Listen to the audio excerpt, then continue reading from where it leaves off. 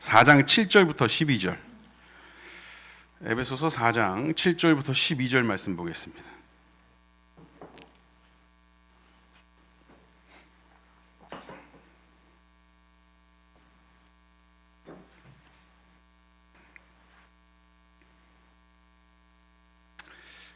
제가 봉독해 올리겠습니다. 에베소서 4장 7절부터 12절 말씀 되겠습니다. 우리 각 사람에게 그리스도의 선물의 분량대로 은혜를 주셨나니 그러므로 이르기를 그가 위로 올라가실 때 사로잡혔던 자들을 사로잡으시고 사람들에게 선물을 주셨다 하였도다. 올라가셨다 하였은즉 땅 아래 낮은 곳으로 내리셨던 것이 아니면 무엇이냐? 내리셨던 그가 곧 모든 하늘 위에 오르신 자니 이는 만물을 충만하게 하려 하심이라.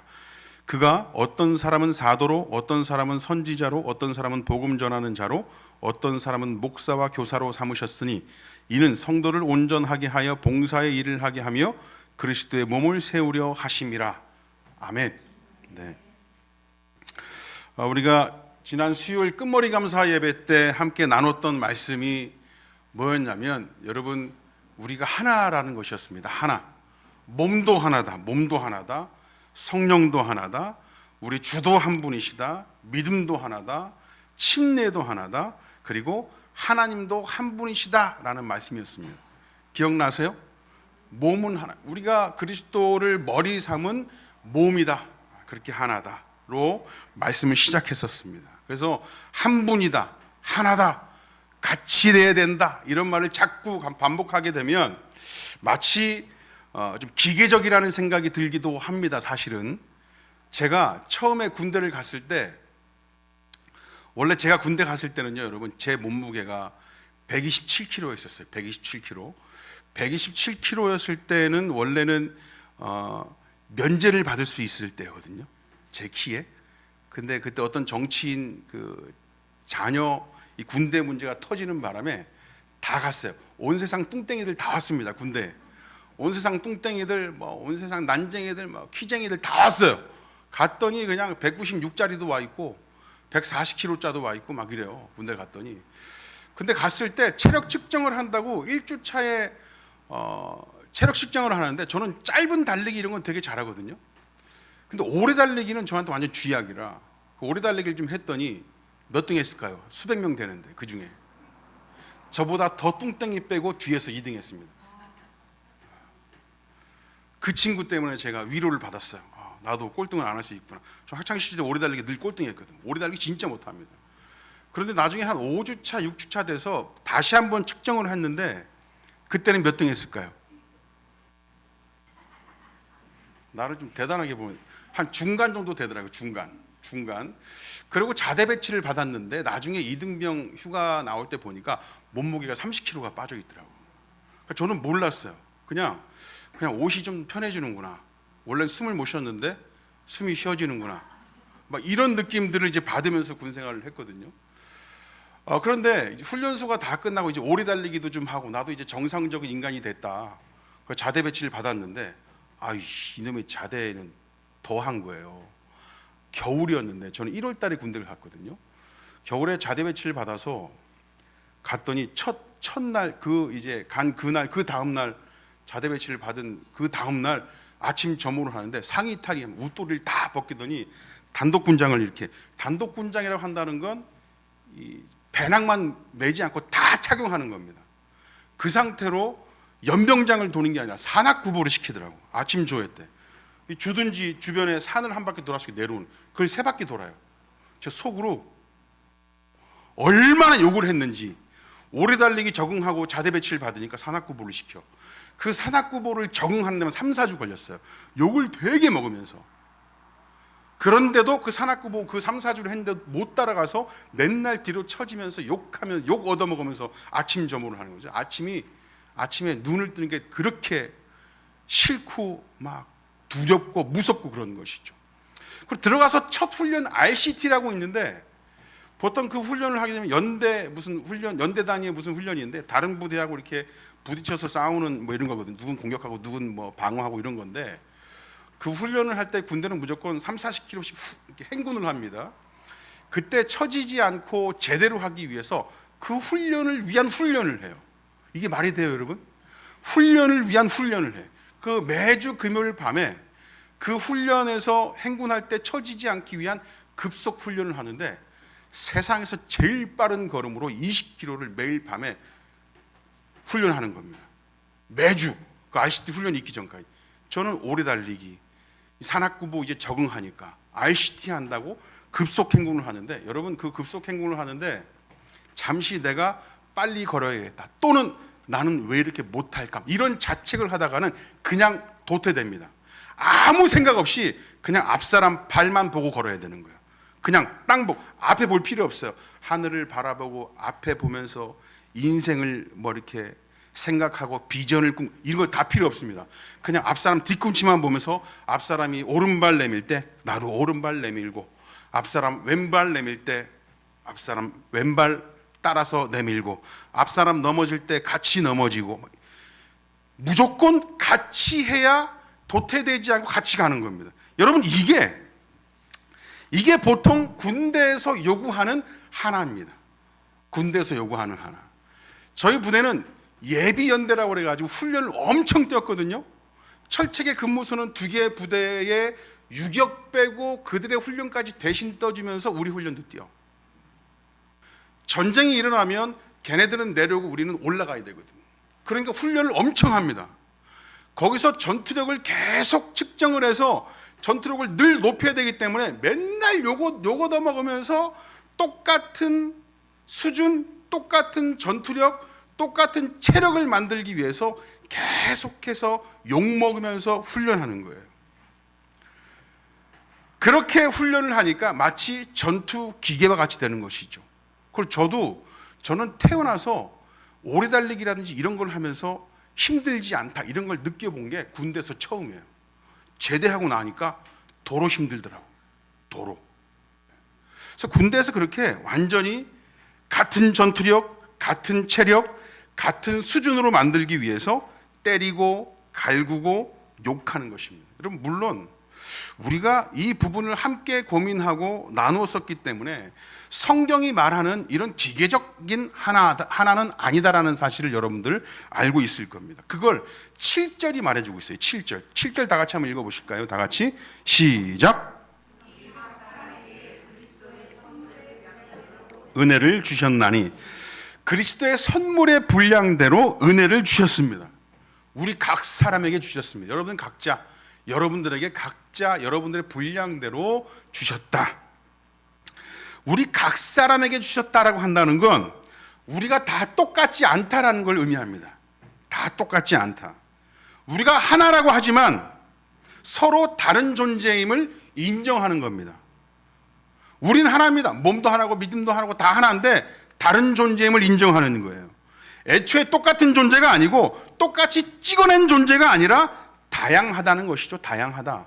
그 다양함이 어느 것 하나 소중하지 않은 것 없고 빠질 수 있는 것이 없다라는 겁니다. 그게 몸은 하나다라는 겁니다. 눈과 귀 중에 여러분 어느 게 더 소중할까요? 눈과 귀 중에 굳이 따지자면, 그럴 줄 알았어요. 그냥 똑같은 거예요. 둘 다 소중합니다. 둘 다 소중합니다. 손과 발 중에 어느 게 더 소중할까요? 둘 다 소중합니다. 그런 거 없어요. 다 소중합니다. 여러분, 다 소중해요. 교회 안에서 보면 여러분, 저하고 우리 하준이하고 누가 더 소중해요? 하준이가 더 소중해요. 인생을 더 살아야 되기 때문에 하준이가 더 소중합니다. 자, 다시 질문할게요. 누가 더 소중해요?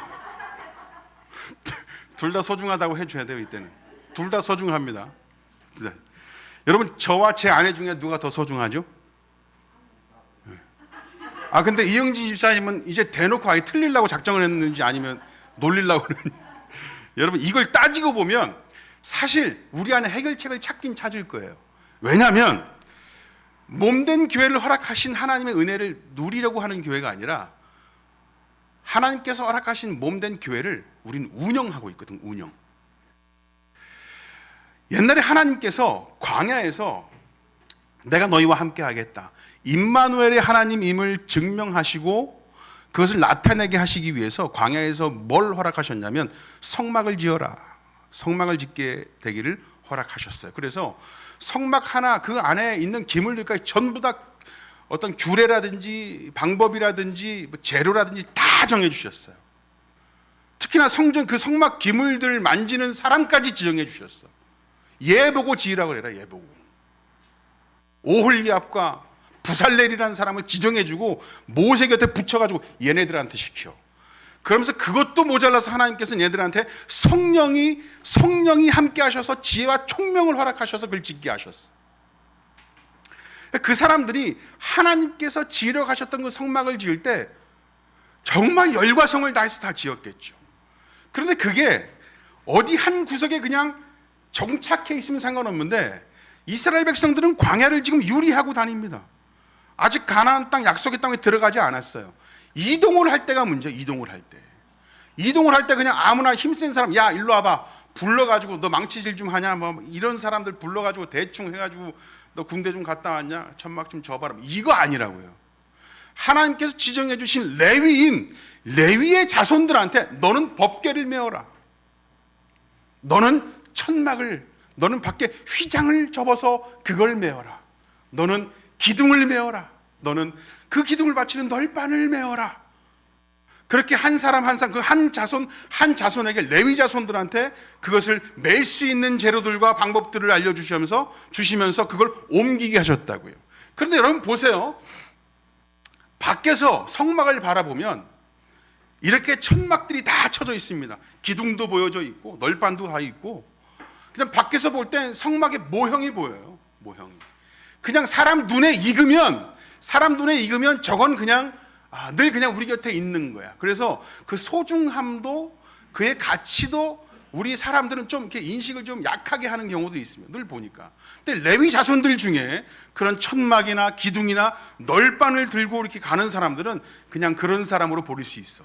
그런데 어떤 자손들, 레위 자손, 고라 자손 같은 경우는 하나님께서 특별히 임재하시는, 여러분 성막에 들어가시면 성소 안에 들어가서 성소 안에 있는 휘장, 분향단을 지나 휘장의 그 문을 열어서 지성소 안에 들어가면 그 법궤 있잖아요. 하나님께서 임재하시는 그 법궤는 고라 자손들만 매게 돼 있습니다. 일반 자손들은 이게 성막이 어디 정착해 있을 때는 쉽게 보지도 못해요. 일반 제사장들도 보지 못합니다. 대제사장만 들어갈 수 있거든 거기에. 그러니까 이 사람들이 이동할 때 법궤를 맸던 고라 자손들이 움직이기만 하면 이스라엘 백성들이 볼 때도 얼마나 고귀해 보이겠어요. 쟤네들은 기둥 들고 가고 있는데 쟤네들은 법궤를 메고 가고 있다고. 엄청 폼나게.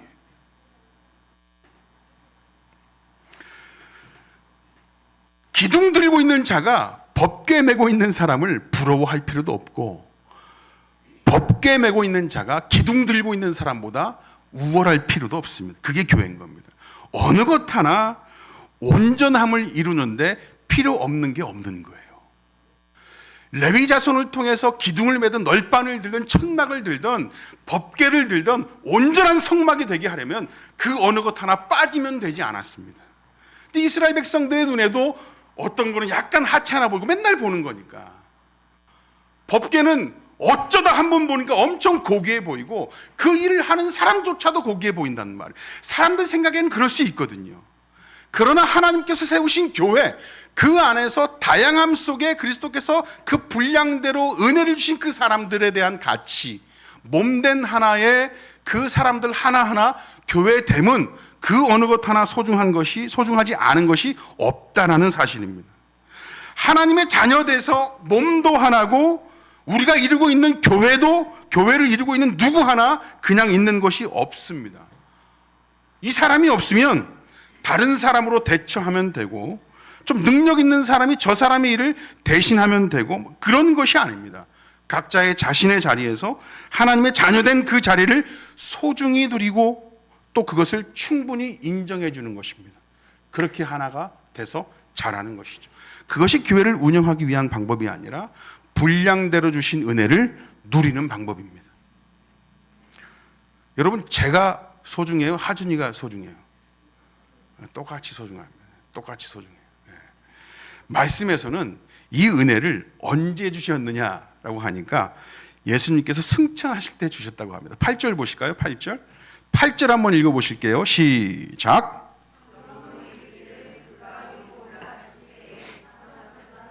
사로잡으시고 사람들에게 선물을 주셨다 하였도다. 예수님께서 우리 곁에 살아계실 때는 문제가 없습니다. 그냥 예수님께서 다 하시면 되거든요. 예수님 그냥 따라하면 되는 거고, 모델이 있고 만질 수 있는 이가 있고 볼 수 있는 이가 있으니까 사람 머리 대신 그분이 중심 되시고 그분만 보고 따라가면 됩니다. 그런데 이제는 그렇지 않아요. 예수님께서 승천해서 올라가셨습니다. 그러고 나서 그분이 주신 분량대로 주신 그분의 일을 하나 되게 하신 몸인 우리가 모두가 함께 하는 것입니다. 11절 말씀 보실까요? 11절 다 같이 시작. 선지자로, 복음을 전하는 자로, 어떤 사람은 목사와 교사로 삼으셨으니, 여러분 이런저런 자로 삼으셨습니다. 이런저런 자로, 모두를 사도로, 모두를 선지자로, 모두를 복음 전하는 자로, 모두를 목사요 교사로 삼으신 것이 아닙니다. 모두를 그런 걸로 삼으신 것이 아닙니다.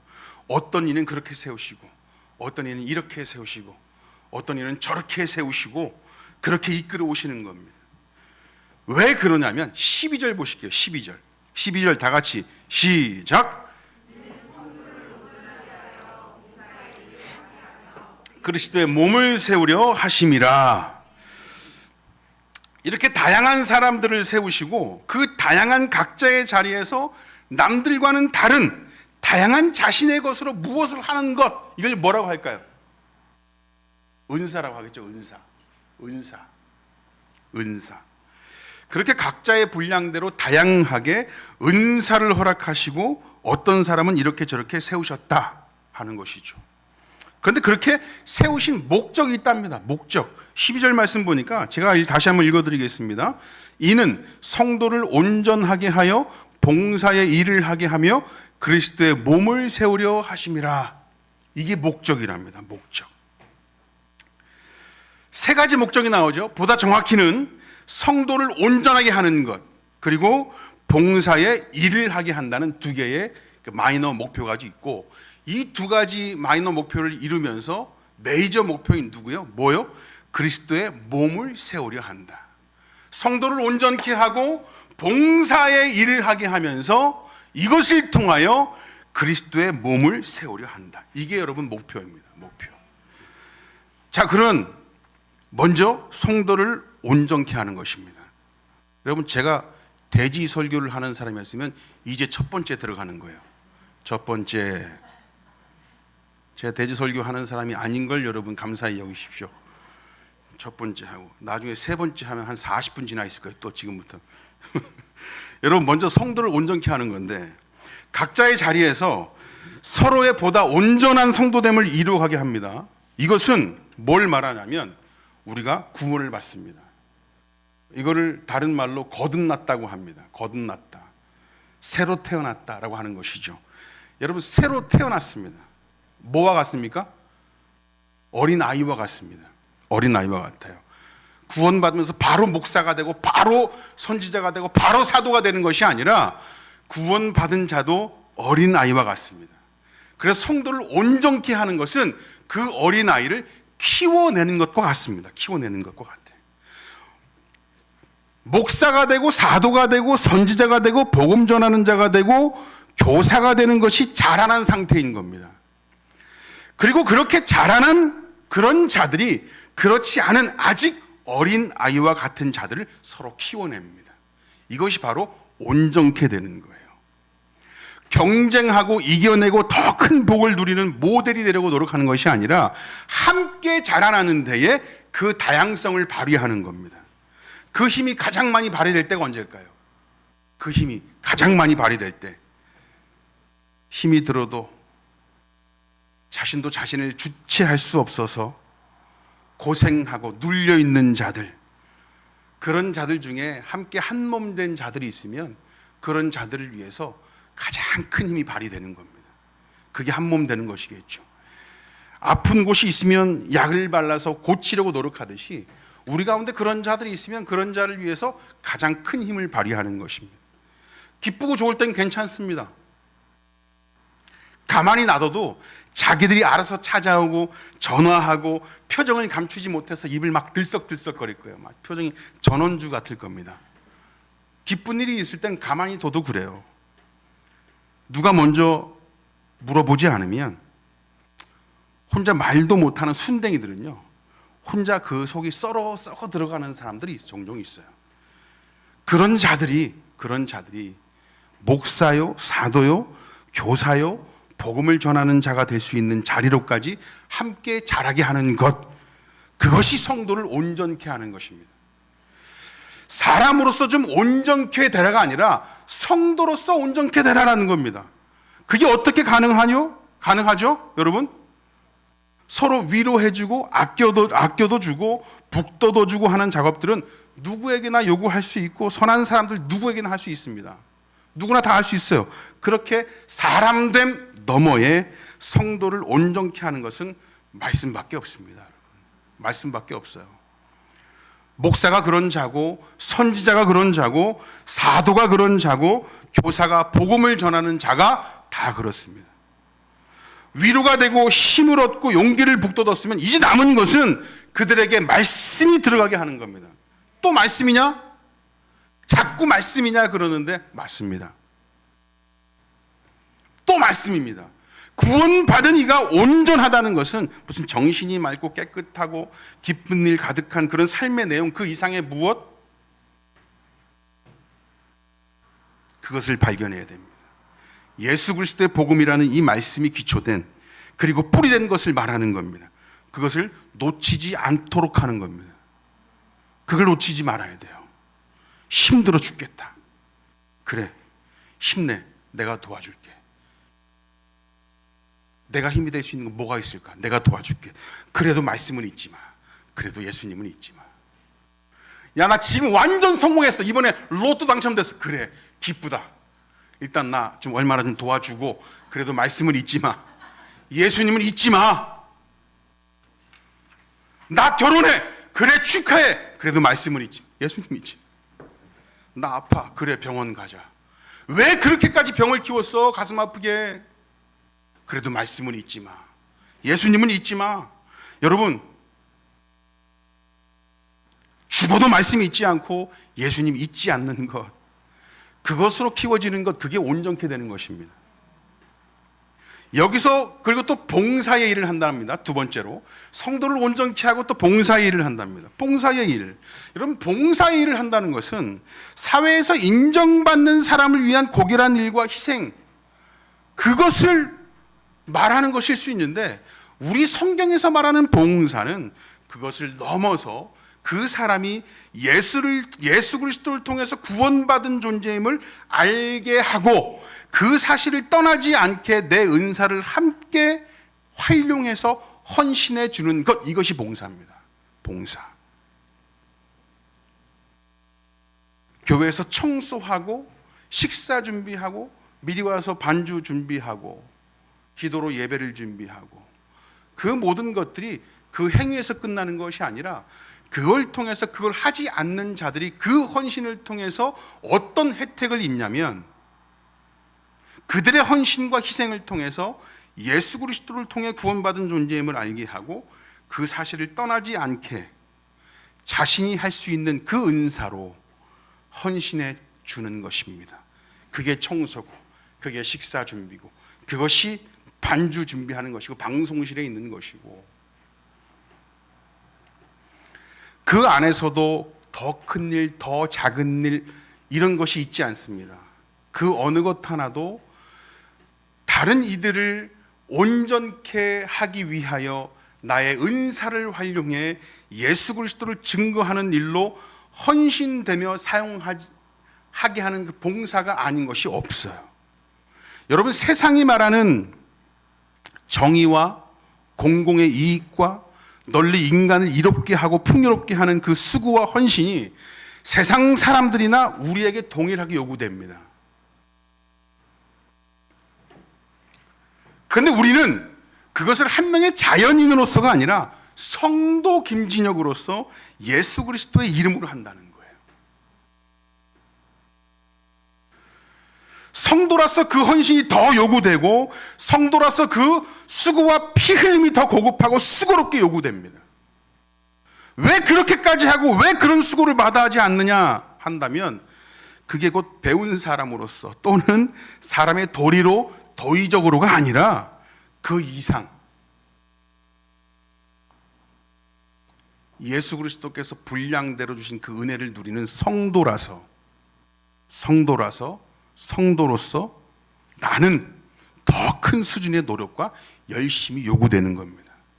그렇게 우리는 머리 대신 그리스도의 한 몸으로 세워져 가는 겁니다. 여러분, 우리입니다. 우리 혼자서 되지 않습니다.